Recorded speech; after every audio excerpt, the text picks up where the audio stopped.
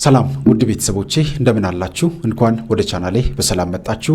እንኳን ለእመቤታችን ለባታ ማርያም ወርሃዊ መታሰቢያ በሰላም አደረሳችሁ። ውድ ቤተሰቦቼ ዛሬም በአዲስ ቪዲዮ በአዲስ መረጃ ተገናኝተናል። እስከ ፕሮግራሙ ፍጻሜ ድረስ ከኔ ጋር ከቆያችሁ ብዙ ነገር እንማማራለን። እንግዲህ ውድ ቤተሰቦቼ መንፈሳዊ ጥያቄዎች እያዘጋጀሁት እንደሆነ ሁላችሁም ታውቃላችሁ። ከታች በኮሜንት ላይ የማስቀምጣቸውን እንዲህ በዲስክሪፕሽኑ ላይ የማስቀምጣቸውን መንፈሳዊ ጥያቄዎች ከቪዲዮ መጨረሻ መሳተፋችሁን እንዳትረሱ። በቀጥታ ወደ ዛሬ መርሃ ግብራችን እንሄዳለን። አንድ መሪ ህዝቡን ሲመራ፣ አንድ መንፈሳዊ አባት ከህዝቡ ጋር ያለው ግንኙነት የኢያሱ መንፈሳዊ መርህ የተከተለ መሆን አለበት። ኢያሱ መድኃኒት ነው። የመድኃኒታችን የኢየሱስ ክርስቶስን ራእይና መገለጥ የሚያስጠብቅ መሪ ስለነበረ ለእስራኤል የነገውን ድንቅ ነገር ለእግዚአብሔር ለመስጠት ዛሬ የህዝቡን መቀደስ ቅድሚያ ሰጠ። ነገ ነው እግዚአብሔር ድንቅ ነገር የሚያደርገው። ዛሬ ግን የእኛን ድርሻ መወጣት አለብን። ዛሬ አስቀደስን፣ ነገም ያው መቀደስ ስለሌለ መርዛማ የሆኑ የጥፋት ልጆችና የክፋት ዘሮች መንገዳችንን ጨለማ ለማድረግ ሁልጊዜ ሲያደቡና ሁሌው የምንታገለው ከመተት ጋር አይደል እንዴ? ለምን ተማረች? መተት። ለምን አወቀ? መተት። ለምን ተራመደ? መተት። ለምን ቶሎ አገኘ? መተት። ለምን ቤቱ አማረ? ለምን ኮሜዲ ነው ብርጭቆ ሞላ ብለው እኮ የሚመቱት ብዙ ናቸው። ይሄ ሁሉ የክፋት ልጆች የመገለጣቸው ሚስጥር እየሰፋ የመጣው ሰው በተጠፋበት ጊዜ ነው። ሰው ሲጠፋ ክረምት ነው ጊዜውም ዘመኑም ወቅቱም። በክረምት የሚመጡ መሪዎችም የዛኑ ያህል አርቀው አያስቡም። በክረምት የሚመጡ ትውልዶች የሚወለዱ ትውልዶችም የዛኑ ያህል በሩቅ ለማሰብና ከእውነተኛ ከቀድመው ከአባቶቻቸው መንፈሳዊ ታሪክ ጋር ለመያያዝ እድል የላቸውም። ዛሬውን ሆኖ አሁን ክረምት ነው፣ ወደዚህ ያለው አገር አይታየንም፣ በደመና የተከለለ ነው፣ የአይን ግርዶሽ የበዛበት ነው። ስለዚህ በሰንበትም እንደዚሁ ሽሽታችሁ እንዳይሆን አለ። ዛሬ ከሰንበት የሸሸ ትውልድ በጣም ብዙ ነው። መሸሽ የሚለውን ቃል ወይም መሰደድ የሚለውን ቃል በሌላ መንገድ ደግሞ እንየው። ከሃይማኖት ውስጥ ወጥተን መሸሽ፣ ከእምነትና ከታሪክ ወጥተን መሸሽ፣ መሰደድ፣ የሌላ ዓለም ስደተኛ መሆን። አሁን በርዕዮተ ዓለም መንፈስም እንኳን ስናየው እንደዚሁ ነው። ከሌላ ዓለም ነን ያለ ነው። የሌላ ዓለም ነው የምንቀላውጠው። አንድ ዘመን የአብዮት ዘመን አልነው። አብዮትን አመጣን ወደ ሀገራችን። ተሰደነ አመጣ ነው። ግን ያው ሲያሳድደን ይኖራል እንጂ ከህብረተሰባችን ህይወት፣ ታሪክ፣ ጉዞ ከመንፈሳዊ አቅጣጫና አባቶቻችን በበጎነት ካዩት መሰረታዊ ልምድ አንጻር ሲታይ የማይገናኝ ነው፣ የማይስማማ ነው። ተሰደን ያመጣነው ቃል እንደገና መልሶ ሲያሳድደን ይኖራል። ስለዚህ በሰንበትም እንደዚሁ። ሰንበት እንግዲህ የመቀደሻ ጊዜና ሰዓት ነው። ዛሬ ለጭፈራ ዋል ነው። ይህም ሌላ ስደት ነው። ለዳንኪራ አዋል ነው፣ ለመስፈኛ አዋል ነው፣ ለተለያየ ጥፋት ነገር አዋል ነው። ዞሮ ፈተናው በላያችን ላይ እየጨመረና እየበዛ መጣ። ስለዚህ አንደኛው ስደት በሰንበት ነው። ሰው የሚቀደስ ሰው ሲጠፋ ሰንበት በራሷ ሰውን ያጣችበት ጊዜ ስለሆነ የማያርፍ ትውልድ ይታይበታል። ሰንበት ማረፊያ ነው። ቋንቋው ሰንበት ወይም ሻባት ማለት እረፍት፣ መቀደስ፣ በአምልኮት መኖር፣ በአምልኮት መታየት ማለት ነው። ሰንበት ይሄ ነው። እንግዲህ በዚህ ሰንበትን ስናስታውስ ማንን እናስታውሳለን ማለት ነው? እግዚአብሔርን እናስታውሳለን። ክረምትን ስናስታውስ ማንን እናስታውሳለን ማለት ነው? ዘመንንና ጊዜን እናስታውሳለን። በእነዚህ በዘመንና በጊዜ በሰንበትና በዘመን በጊዜ መካከል ያለውን የምናገናዝብበት ኃይል እምነት ነው። ስለዚህ በዚህ ጊዜ ስደት እንዳይኖር ጸልዩዋል። አልጸለይንም። ስለዚህ ሁለቱም በአንድ ጊዜ ደረሰብን። በሰንበትም ስደተኞች ነን። ያው ቅዱስ ቁርባን አልወሰድንም። ያው ውጭውን ቆመናል። እዚህም በመምጣታችን እግዚአብሔር ይመስገን።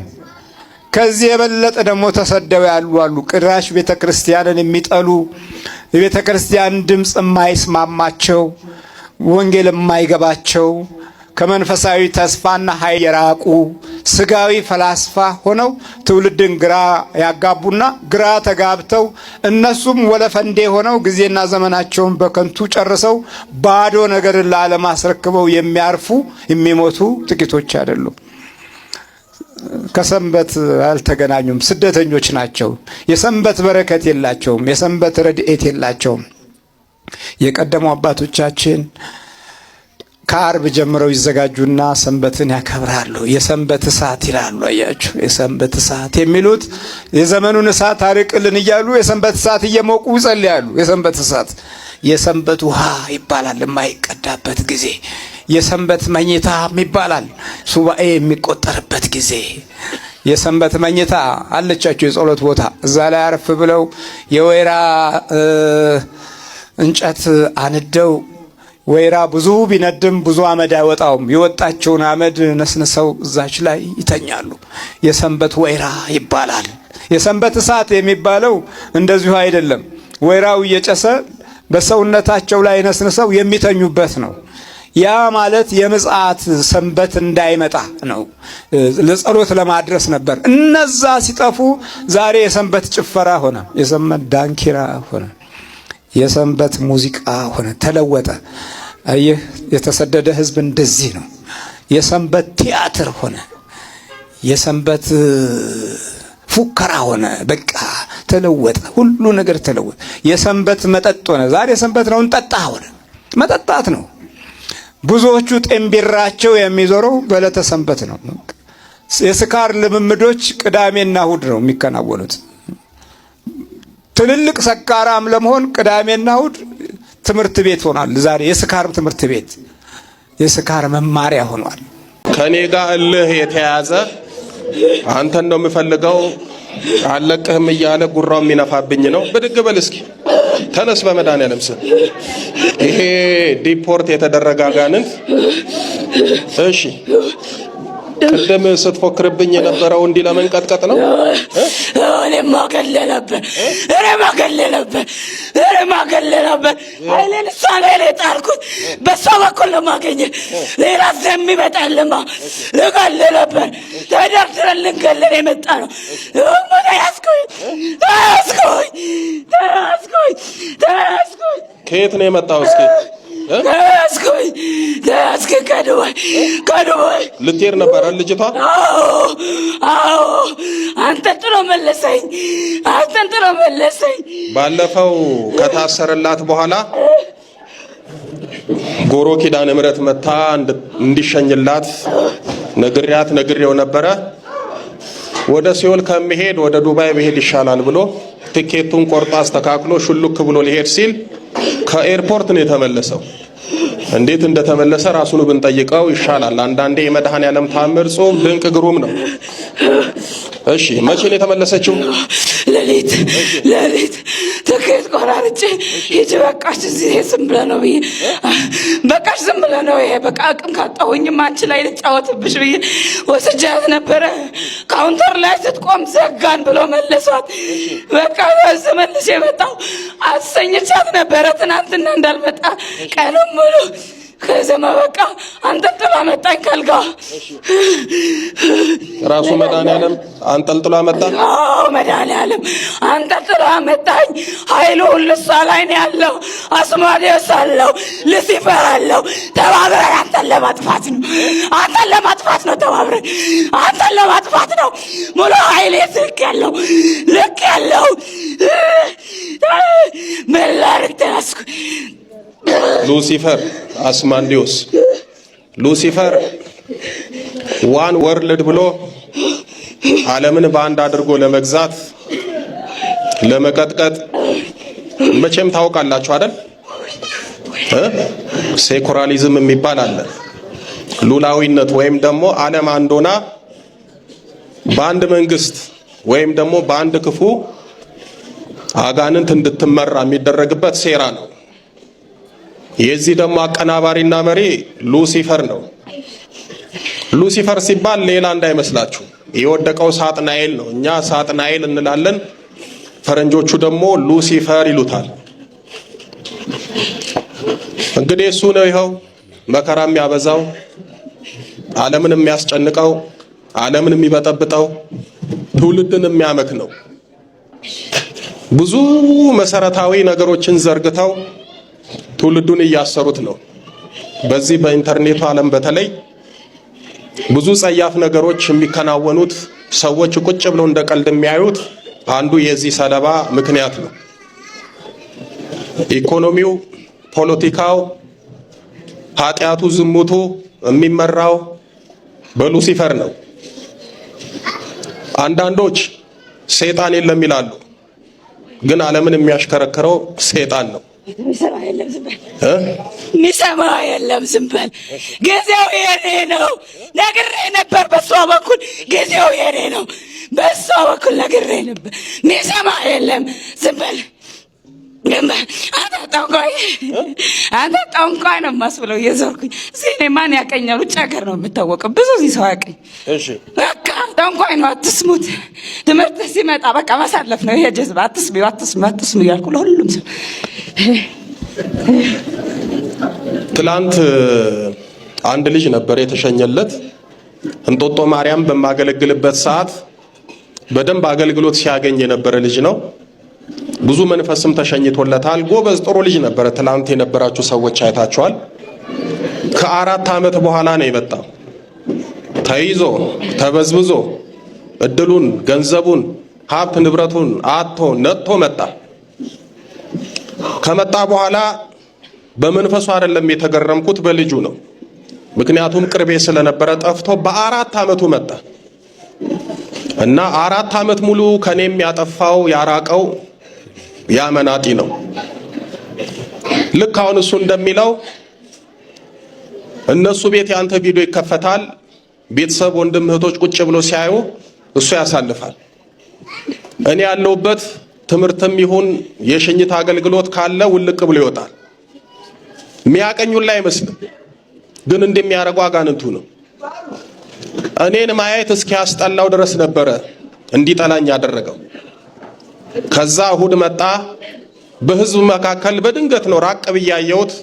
ህዝቡ ስለበዛ ምንም ማድረግ አልቻልኩም። ተጠመቀ። ምን ታይቶታል? 10 ደቂቃ አልቆየም። ዞር ስል ልብስ ብሎ ጠፍቷል። የለም። በኋላ ገረመኝ። መድረክ ላይ ሲናገር አንተ ስታጠምቅ ጸበሉ ሲነካኝ አናት የተቃጠለ ላለመጮ ጥርሴን ነክሼ በግድ ተጠመቅኩ። ጣጣ ከሚመጣብኝ ለምን አልጠፋም ብዬ ሄድኩኛል። ትላንት ደግሞ ኪዳነ ምሕረት ራሷን ቀልቅላ መጣችው። የሀገር ነገር ተናግሮ ተሸኘለት፣ ነፃ ወጥቶ ሄደ። አንዳንድ ሰው የኛን ትምህርት የኛን አገልግሎት ማየት ያስጠላዋል፣ ግን የማይረባውን ቪዲዮ ቁጭ ብሎ እያየ ጊዜውን ይገላል።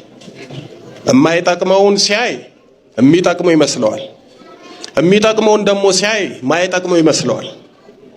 ህሊናውን ልቦናውን አጅሬ ሲቆጣጠረው በቃ ትምህርት የፈውስ አገልግሎት ያንገፈግፏል፣ ያስጠላዋል። በነገራችን ላይ እኮ ቪዲዮን የምንለቀው እኛ በዩቲዩብ ለመጦር አይደለም፣ እንዲከፍለን አይደለም፣ ትውልዱ እንዲድንበት ነው። የአንዳንድ እናቶች የአንዳንድ ሚስቶች መንፈሶቻቸው ባል ላይ ያርፍና ሄደው እንዲያመነዝሩ ወንዶቹ እንዲያመነዝሩ ያደርጋል። ከዛ ወንዶቹ ሲያመነዝሩ ደግሞ በሚስት ይያዛል። ከዛ ትዳሩ እንዲበተን ራሷ ሄዳ እንድትይዘው እጅ ከፍንጅ እንድትይዘው እንድትጠረጠር ሲጠረጠር ደግሞ ጥርጣሬዋ እውነት እንዲሆን ያደርጋል። በጣም የሚገርመው ነገር በጣም ብዙ ቦታ የሚያጋጥመኝ ከትምህርትም ስሰማ ቤተሰቦቼ እንደ ኢንተርቪው ማድረጋቸው እህቶች ላይ ያ የምገምተው ነገር እውነት ሆኖ ይገኛል። በቃ ውስጤ ይሰማኛል የሆነ ነገር ባለ የሆነ ነገር እያደረገ ነው ብዬ አስባለሁ፣ ሆኖ ነው የሚገኘው ይላሉ። ለምን መጀመሪያም ከነሱ ተነስቶ ሄዶ ነው ያንን ተግባር እንዲፈጽሙና የነሱ መንፈስ ነይና እዩ ባልሽ እንዲያረገ ነው የሚል ስሜት እንዲሰማቸው የሚያደርገው እና ምናልባት እናትሽ ኃይለኛ መሆናቸው ባል እንዲያገቡ የማይፈልግ መንፈስ አለ ከአስተምሯችን አንጻር ስታዩ? በትክክል እንጂ 100% እንዲህ አለ። እንዴት ነው መሰለክ? ቅድመ ራሱ እናቴ በልጅነቷ ቆንጆ ነበረች እና ከዛ አንጻር በጣም ብዙ ወንዶች ይፈልጓት ነበር ለትዳር፣ ግን አታስቀርብም። ሰውነቷ ትንሽ እንትን ያለች ነበረች እና እናትየዋ ራሱ ትናገራለች፣ አያቴ ማለት ነው። በቃ ወንዶችን አታስቀርብም። በጣም አይኗን በጣም ፍጥጥ አርጋ ጥቅልል አርጋ ነው ውትፍ የምታረጋቸው ማለት ነው። ከዛ አንፃር ይፈራውት ነበር። አባቴም ራሱ እንደዛ የተከተላት በመስተፋቅር ነው እንጂ ያገባት እሱ ራሱ ይፈራት ነበር ከመጀመሪያው ጀምሮ ማለት ነውና እናቴ አይነ ጥላው አለ ቡዳ ዛርና አይነ ጥላውም አለ የቻንገርም አለ። አንተ ካንተ ትምህርት እንደተረዳሁት ማለት ነው መንፈሱ ነው ኃይለኛ የሚያረጋት እንጂ ቅናት ምናምንም አይደለም።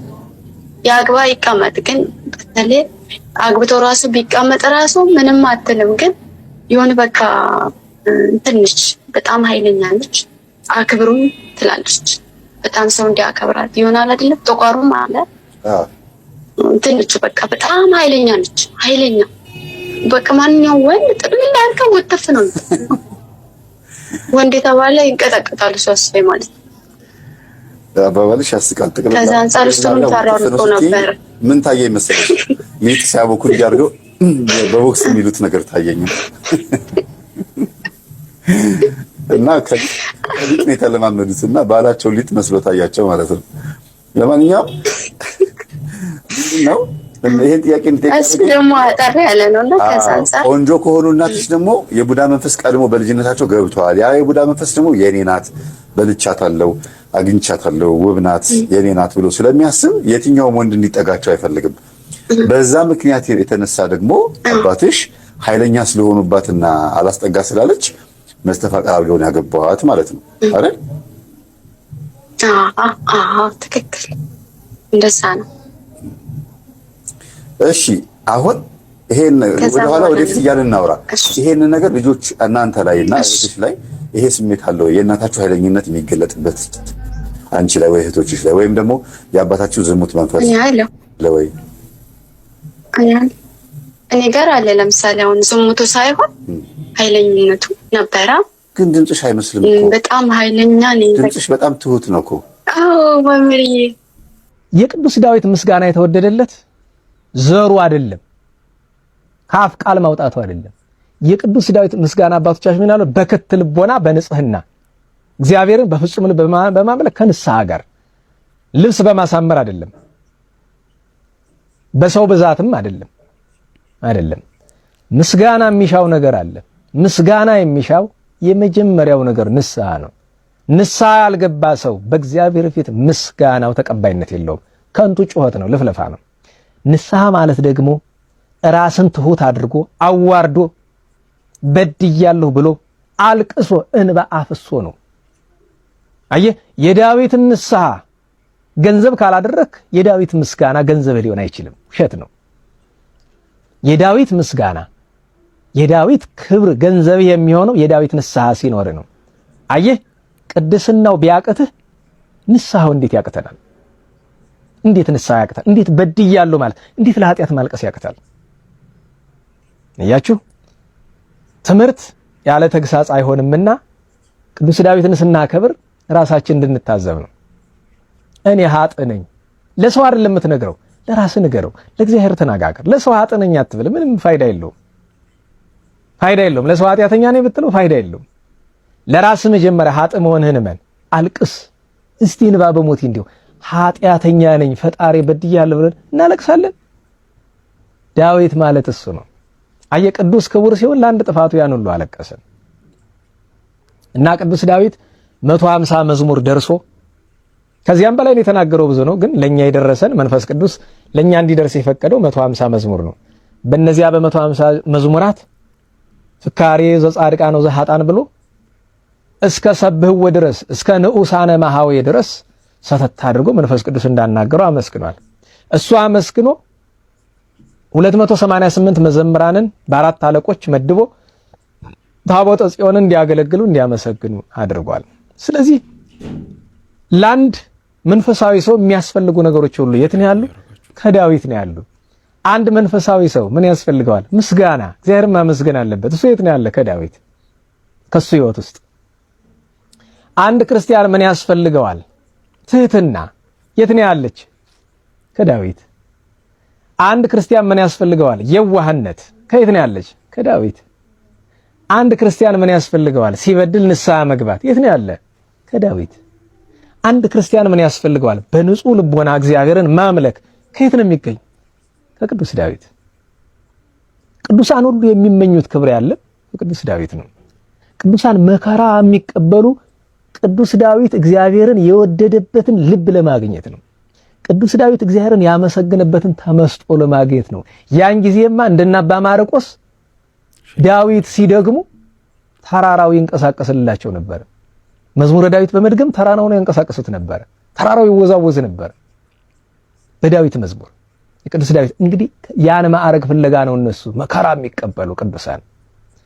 እና እኛም ኃጢአተኞች በደለኞች ስንሆን የቅዱስ ዳዊትን ስም በመጥራት ስርየተ ኃጢአት ለማግኘት በረከቱን ለማግኘት ነው። ይቺ ቀን የተባረከች ናት። ጥንት በነቢያት አንደበት ዳዊት ክቡር ነው። ክርስቶስ መድኃኒታችን ሰው የሆነ ከዳዊት ዘር ነው። የዳዊት ልጅ ሲሉት ደስ ይለዋል። በወንጌል እንደተጻፈ ወልደ ዳዊት ተሳሃለነ፣ የዳዊት ልጅ ይቅር በለን ሲሉት ይቅር ይላል። አያችሁ፣ የዳዊት ፈጣሪ ሲሆን ክርስቶስ ዳዊትን ፈጥሯል። የዳዊት ፈጣሪ ነው የቅዱስ ዳዊት። ግን ደግሞ የቅዱስ ዳዊት ልጅ መባልን ወዷል። ለዚያ ነው የሐዲስ ኪዳን የመጀመሪያው ቃል ምንድነው የሚለው? ወልደ ዳዊት፣ የዳዊት ልጅ። ክርስቶስ ይህንን ወደደ። መንፈስ ቅዱስ ማቴዎስ ወንጌላዊን የመጀመሪያውን የወንጌል ክፍል ሲያጽፈው የዳዊት ልጅ ብለህ ጀምር አለው። የዳዊት ልጅ ብሎ ጀመረ። ይህን ያላከበረው እና እመቤታችን ከሱ ዘር ተወልዳለት ክርስቶስ መድኃኔዓለም የሰማይ ምድሩ ፈጣሪ ሰማይ ምድሩ አምላክ ከሱ ዘር ተወልዶለታል። ክብሩ እሱ ነው። በአዲስ ኪዳን ቅዱሳን ሁሉ ያከብሩታል። እስኪ አስቡት፣ ከሰማይታት ከጻድቃን ከሊቃውንት ዳዊት የማይደግም አለ? የለም እኮ። ካገኛችሁ እሱ ይጠረጠራል፣ ጻድቅ ሰማዕት መሆኑ ይጠረጠራል እንጂ እኔ እስካሁን ድረስ የማውቃቸው ቅዱሳን ሁሉ ከዳዊት በኋላ የተነሳ ቅዱስ ዳዊትን የማያከብር ዳዊት የማይደግም የለም። ይሄ ትልቅ ሀብት ነው ጋይስ። አሁን እንግዲህ ለየትና የት አንድ ሰርፕራይዝ አለን። አሁን ሰርፕራይዝ ላሳየሽ ነው። ዝግጁ ነሽ? እስኪ አይንሽ ጨፍኝ። ነይ አይንሽ ጨፍኝና ተራመጂ፣ ቀስ ብለሽ ማለት ነው። እሺ? አዎ፣ ቆሚ እዚህ ጋር እንዳታይ እንዳትገልጪው አይንሽ።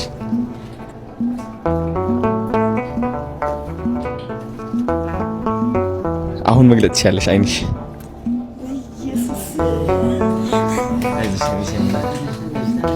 አይዞሽ አይዞሽ አይዞሽ አይዞሽ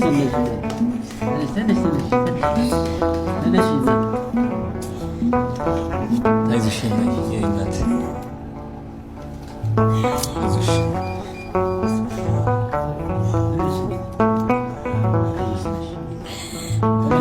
ምን እንደምን አላውቅም። አይዞሽ አይዞሽ እናቴ ምን እንደምን እግር ይቀጣልክልኝ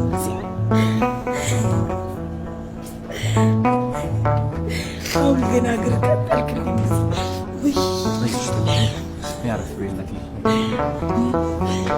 እኔ አይደለም ክብር የሚገባኝ አንተ። እኔ አይደለም ማርያም፣ እኔ አይደለም እመቤቴን፣ ችግር የለውም። እኔ አይደለም እግዚአብሔር ባንተ ላይ ለእኔ እግር ይቀጣልክልኝ። እውነት እግዚአብሔር ቤተ ክርስቲያን ነበር ይናፈቀኝ። እሱን ስም አቶ ብርሃኑ ይባላል። እናት እኔ ላስታውቅሽ። ያው ማርያም አለች። የማርያም ስዕል ዋጋ ያው 5 ያከብልሽ። የማርያም ልጅ ቀርብ በያት። ችግር በዚህ ጋር ይሻላል። ቤተክርስቲያን መግባት አልቻልኩም ያልሽውን ቪዲዮ አይቶ ከኬንያ ነው ይዞልሽ የመጣው። በ2 ቀን ውስጥ አይደል አቶ ብርሃኑ? በ2 ቀን ውስጥ ይዟት መጣ ገዝቶ ማለት ነው። ይሄ ደግሞ 24 ሰዓት ኦክሲጅን ነው። ኦክሲጅን ታንኩ እንትን ያደርገዋል ማለት ነው። አዎ ቆይ ልሳብልህ። ነኝ ያው ማርያም ናለች ልሻን እስኪነት ግቢናት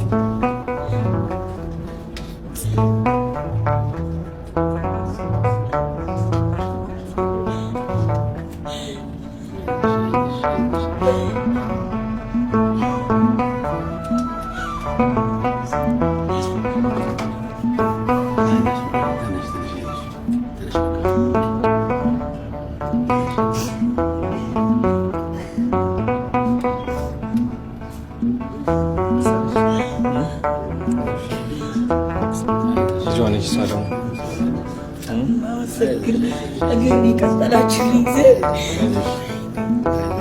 እኔ ቤተክርስቲያን ገብቼ አይዞሽ አታልቅሺ። ምንድነው እግዚአብሔር ይስጥልህ። እንደዚህ የተጎዱ ሰዎችን ለህዝብ በማስተዋወቅ እግዚአብሔር በረከቱን እንዲሳተፍ እኔ አጋጣሚ ናይሮቢ ነበርኩኝ። አዶናይ ፕሮግራም ላይ ቀርበሽ አንቺ ቤተክርስቲያን መግባት አቃተኝ ስትይ በጣም ነው ልቤ የተነካው። ቤተክርስቲያን መግባት እንደተከታተል ነው ይሄን ይዤልሽ የመጣሁት። ይሄ በዚህ ብቻ እንድትቆይኝ አንፈልግም። የሳምባ ስፔሻሊስት ሐኪም አሁን እየጠበቀሽ ነው። ኢንተርኔትም አሁን እየጠበቀሽ ነው። ሙሉ ሕክምናሽን አንቺ ከፈጣሪ ቀጥሎ በዚህ ባለው በሕክምና ከዚህ የኦክሲጅን ጥገኝነት የምትወጪበት መንገድ ሁሉ ካለ በሕክምና እናያለን። ሕክምናሽን ከዛሬ ጀምሮ ትጀምሪያለሽ እስከ መጨረሻው ድረስ የቀነሰ አትሊስት ማጥፋት ካልተቻለ በሕክምና የሚቀንስበት የሚቻለውን ሁሉ እንድረዳሻለን። እሺ እግዚአብሔር ከአንቺ ጋር ይሁን። ቤተክርስቲያንሽን ተሳለሚ። የምትወጂው ቤተክርስቲያን እንድትቀሪ አንፈልግም። ለእኛም ጸሎት አድርጊልን። እንዴት ነው ሰው ያሰበውን ሳይሆን ያላሰበውን ሰው የሚያገባው? አለ የብዙዎቻችሁ ጥያቄ አይደል? እገሊትን ነበረ ታገባለች ብዬ የጠበቅኩት፣ ነገር ግን ያው ደግሞ ከገሌ ጋር ይኸው ተጣብቃ አየናት፣ የሰው መጨረሻው አይታወቅም ምናምን እንላለን። መምህሩ እንዲህ አለው፣ ሂድና እርሻ ላይ በጣም ጥሩ የምትላቸውን በቆሎች ይዘህልኝ ና፣ ግን አደራ አንዱን አልፈ ሌላኛው በቆሎ ጋር ስትሄድ ወደ ኋላ መመለስ ስለማትችል በጥንቃቄ ሂድ አለ። እና ተማሪው በቆሎ እርሻ ውስጥ ገብቶ እየተራመደ ሲሄድ መጀመሪያ ላይ ያየው በቆሎ በጣም ትልቅ ነበር። ሁለተኛ ያየው በቆሎ በጣም ትልቅ ሆነ። ሶስተኛም ያየው በቆሎ በጣም ትልቅ ሆነ። ከዛ ልጁ ምን ብሎ ማሰብ ጀመረ? ከዚህም በኋላ የማገኛቸው በቆሎዎች ሻል ሻል ያሉ ስለሆነ ያን ያክል አልጨነቅበታልና በደንብ ገባ። ወደ እርሻው ግን በደንብ እየገባ ሲሄድ ትላንትና በጣም ትላልቅ ናቸው ብሎ ያለፋቸው በቆሎች እያነሱ ቀሩና መጨረሻ ላይ ትንሽዬ በቆሎ ይዞለት መጣ። እና ለምንድን ነው እቺን በቆሎ ይዘህ መጣ አለው። አይ በቃ የአማራጭ ጉዳይ ነው፣ የተሻለ ነገር አገኛለሁ ብዬ ነበረ፣ ግን እየዘለቅኩኝ ሲሄድ ትንሽ ነገር እንዳለ ሳውቅ ባዶ እጄን ከመመጣ ብዬ ነው የመጣሁት አለ። እስቲ ሁለተኛ እድል ልስጥህ አለው። ግባና አሁን ደግሞ የሽምብራ እርሻ ውስጥ ጥሩ የሆነ ሽምብራ ይዘህልኝ አለው። ተማሪው ያው አንዴ ስለተሳሳተ ሁለተኛ እርሻው ላይ ሲገባ መጀመሪያ ላይ ትላልቅ የሆኑ ፍሬዎችን ተመለከተና አይ በፊት ትልቅ ይሆናል ብዬ ትንሽ ስለሆነ አሁንም ደግሞ ትልቅ የሆነው ሳያንስብኝ ቶሎ ብዬ ትልቁን አንስቼ ልሩጣል። ትልቁን አንስቶ ወደ እርሻው እየገባ ግን ሲሄድ የባስ የተለቁ ብዙ ሽምብራዎች ነበሩ። ዓላማው ምን መሰላችሁ? ብዙ ሰው የአማራጭ ጉዳይ ሆኖበት የተሻለ ነገር ላላገኝ ይችላል ብሎ ጋብቻን መመስረት የለበትም። ዓላማውን አውቆት የሚገባበትም መንግስተ ሰማያትን ለመውረስ ሆኖ ተረድቶት ነው መጀመሪያ ያለበት እንጂ መቼም የተሻለችዋ እቺ ናት፣ ሌላ የተሻለ በየት ይመጣል፣ እሱ ነው ጥሩ፣ ሌላ የበለጠ ለየት ይመጣል ብሎ ብቻ መግባት የለበትም። ዓላማው መንግስተ ሰማያትን መውረስ ስለሆነ፣ ስለዚህ እነዚህም ባለትዳሮች መንግስተ ሰማያትን የሚወርሱበት አጣን ብለው የሚገቡበት ትዳር ሳይሆን አግኝተነዋል ብለው እግዚአብሔርን የሚያስመሰግኑበት እንዲያደርግላቸው የአምላካችን ቅዱስ ፈቃድ ይሁንልን። ላስተማሩን፣ ለመከሩን፣ ለገሰጹን ለወንድሞቻችን ለአባቶቻችን በእውነት እግዚአብሔር አምላካችን ረጅም ዕድሜን ያድልልን። እኛም የምንቀየርበት የምንለወጥበት 30 60 100 ፍሬ የምናፈራበት ትምህርት ያደርግልን። እንግዲህ በዛሬው ቆይታችን እነዚህንና መሰል ጉዳዮችን ለመዳሰስ ለማየት ሞክረናል። በቀጣይም እንደዚሁ የሚያነቁ የሚያበረታቱ ትምህርቶችን ቪዲዮዎችን ይዤላችሁ እስከምንገናኝ ድረስ የቅዱሳን አምላክ ከሁላችን ጋር ይሁን። በሀገር ውስጥም ከሀገር ውጭም ያላችሁ ኢትዮጵያውያን ኤርትራውያን ቤተሰቦቼ ሰላም እግዚአብሔር ከሁላችሁ ጋር ይሁን እላለሁ። እንበርታ፣ እንጠንክር። ይህንን ቻናል ለብዙ ሰዎች ተደራሽ እንዲሆን ሼር ማድረጋችሁን እንዳትረሱ። ሁላችሁም ሁሌም እንደምናገረው ቪዲዮ ስትጀምሩ ላይክ አድርጋችሁ ጀምሩ። እናንተ ማየቱ እንኳን ባትችሉ ሌሎች ሰዎች ጋር ቪዲዮ እንዲደርስ የዩቲዩብ ሕግ ያግዛልና ስለዚህ ሁላችንም እንደዚህ እናድርግ። እግዚአብሔር አምላካችን ከሁላችን ጋር ይሁን። ይቆየን። አሜን።